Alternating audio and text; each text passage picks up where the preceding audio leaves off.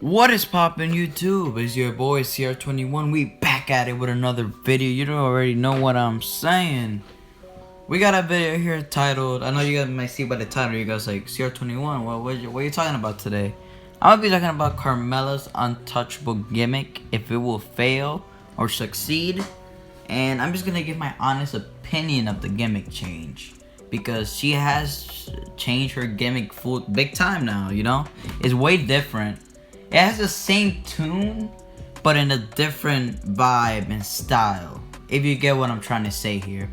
If you do, guys, if you feel free, please like and comment, subscribe, and let me know your thoughts. If you think this Carmella new gimmick will succeed or fail, or whatever you think it will happen with this gimmick. And yeah, man, let's get straight into that video. So before we get started, I wanted to clear that I was actually a big fan of Carmella, because I think she did it. Her work was actually pretty good. She was awesome on the mic. You know, she was that mic, and you know, she was playing like the Enzo. You know, because you know they had their thing going in NXT. So that's basically what she said. She was like trash talking. You know, the princess from Staten Island, fabulous. You know, that type of stuff. And it was very cool. And when she won the title, I was actually very excited. I was like, when she won the Money in the Bank first, I was actually very happy. And because I was a big Carmella fan, actually. And then, you know, when she cashed in on Charlotte the night after WrestleMania, I thought that was an awesome moment. And I thought that was a perfect moment. I wish they did it at Mania, though. But they still did it in a big SmackDown. So it was pretty cool. But I'm glad the way they went, though. The way they went for it to make Carmella champ, and then she held it for like 5 months. Then she lost it to Charlotte Flair, which was all cool. And now Carmella, you know, after that, she kind of faded away from the title picture, and she really wasn't doing as much but they paired it up with R-Truth, and that was hilarious. You know, they had the 7-second dance break going, very entertaining, very funny. And when the 24/7 title stuff came, it was just hilarious. And at one point, they were like the main part of Raw, if I gotta be honest with you. You know, they had Carmella, R-Truth, Drake Maverick with his wife. They had that storyline going. That was hilarious. And then you even had Carmella. She even won the title from R-Truth. And that was so funny, because we were all waiting for it. We were all waiting for Carmella to take it from Truth. It happened. And it was funny. I was like, at least they're using Carmella for something that people actually care about. And I was digging it. And then they kind of faded away, but then the draft came. They split them up. It was kind of sad. And then Carmella, they started building her up again. She started winning some matches. They even led her to get a SmackDown Women's title match against Bayley. That's actually one of my favorite Bayley matches of this year, though. I'll probably put it in my top 5. And for Carmella also. I think that was Carmella's best match of the year so far with Bayley. I really enjoyed that match. And in some parts, I really thought Carmella was going to take it back. I was like, yo, they're going to give it to Mella on SmackDown? And then the last time we saw Carmella was actually on Money in the Bank 2020. You know, when they had it in WWE headquarters. And that was the last time we seen Mella. She was gone for like 5 months. And then we started getting this mysterious girl, female, whatever you want to call it, and everybody assumed it was already Carmella, but then it got revealed that her tattoo was there, and you could tell it was Carmella. You know what I'm saying? She was gone. We knew it was gonna be someone that was gone. It was like Carmella's like the only option. Like when we saw the dress and all that type of stuff, we automatically thought it was Carmella, you know, with the hair and all that stuff. And then it got revealed. You know, she had like 4 segments of her, and then finally she revealed herself. And her new gimmick is that she's untouchable. So like, you know, nobody could touch her. Nobody could be like Mella. She's ahead of everyone. Which I'm down for. I wonder what they're going to do with it. Now, but would it fail or would it succeed?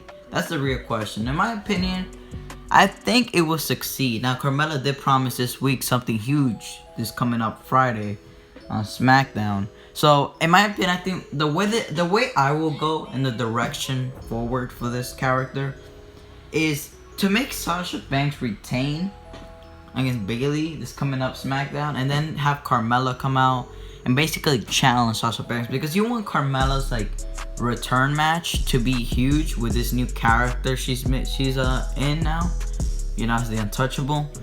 And she's basically gonna say like, you know, I'm gonna win the SmackDown title and then I'm gonna be untouchable, nobody could beat me for it, you know, stuff like that. I think that's the direction that I want WWE to go with this Carmella new look, and basically build up a match with Sasha Banks after Sasha Banks versus Asuka Survivor Series, and then they could have a feud. And I think it could be a very fun feud, Carmella versus Sasha Banks. I really wouldn't mind it. I think y'all wouldn't really mind it for a little bit, because this is a different type of Carmella. I'm very interested if she has any new moves or new ring work, because it's obviously not gonna be the whole dance break and all that type of stuff. Like, this is like a more serious Carmella in a way. She's a heel now, so we understandable. She turned heel. I understand, you know, it was time for Carmella to turn heel. She was an amazing heel. She was a good face too, but last year she was an amazing face. This year was like a little bit, but I'm glad she got that heel turn, and hopefully they got big things planned for her. Like, hopefully they don't forget this like in 3 weeks and just drop the ball on Carmella and just forget about it. I'm praying no, I hope not. But man, what do you guys think about it? I really do think it's gonna succeed. I would like to see Sasha Banks and Carmella have a feud, and I can't wait for it. And hopefully after that, you could have other possibilities with Bianca Belair. I see that topic coming up, and I would love to see Carmella versus Bianca Belair. I think it would be great. They actually, you know, the EST versus the Untouchable one, you know, stuff like that. You know, you could have a fun storyline with it. You could have one with Natalya maybe. There's a lot of talent that the women's division SmackDown got that I want Carmella to face and win. And hopefully build up Carmella to be a future champion. Not right now, but if you could build her up strongly, you could probably change my opinion. But because I want Sasha Banks to have a long reign. But if Carmella is the one to take it from her, I really wouldn't mind it. I would like to see that, and I really want to see that match. So hopefully WWE keeps this going, keep the segments going, because it's actually very good and it's making you care about Carmella. The last time you actually cared about Carmella was either last year or when she was champion. You know? So that's what I like. You know, they're trying to use Carmella again. And hey, if she becomes a 2-time SmackDown champ, I think everyone will like it.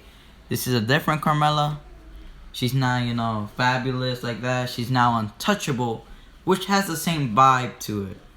You know, like untouchable, fabulous. Basically the same gimmick as a heel and new vibe version of it.